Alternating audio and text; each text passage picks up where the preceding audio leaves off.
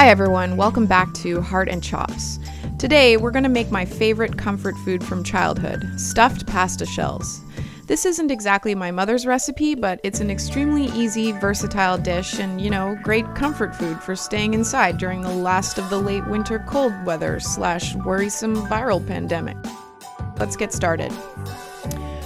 First, we're going to make a tomato sauce out of some Italian canned whole plum tomatoes, but use Canadian if that's all you stocked up on before things took a turn for the worse and the dead started reanimating. Set a fine strainer over a bowl and pour in the tomatoes. Let them drain just like this for a while before getting in there with your hands and gently bursting the tomatoes to let the waterier bits of their juicy insides drain out as well. Stir them with a spoon or mush them around with your hands every few minutes, letting the liquid thoroughly drain, which should take more than 10 minutes. Be patient. When they're fully drained, transfer them to a bowl. Don't throw away the tomato juice you've strained out, which can be used to braise meat in the place of stock, or hell, make a Bloody Mary if you have vodka left, it's your quarantine. Squash or blend the drained tomatoes to your desired consistency. I like mine a little chunky, but smooth is cool too. And then season with salt and pepper, and if you like, a little fresh garlic, which is totally optional and not a cornerstone of this dish. Cool, sauce is done. While the tomatoes are draining, work on the filling for the shells. This is the most versatile part of the recipe and will depend on what you've got in your fridge or pantry. Today, I'm using some homemade aged ricotta cheese, some chanterelles from last fall, which I fried in butter to preserve them and then vacuum packed and froze. For more on this process, check out my mushroom soup video.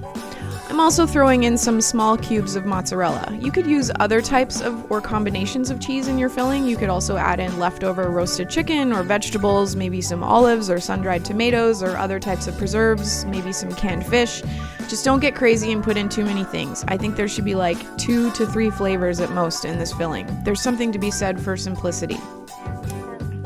I'm using large pasta shells which have an 8-minute cooking time to al dente, so I'm gonna set a timer for about 6 minutes and drain them when they're a little bit pliable but not completely cooked through. Don't overcook your pasta at this step, since we'll be baking this dish with sauce and cheese later. We'll cook the shells the rest of the way then.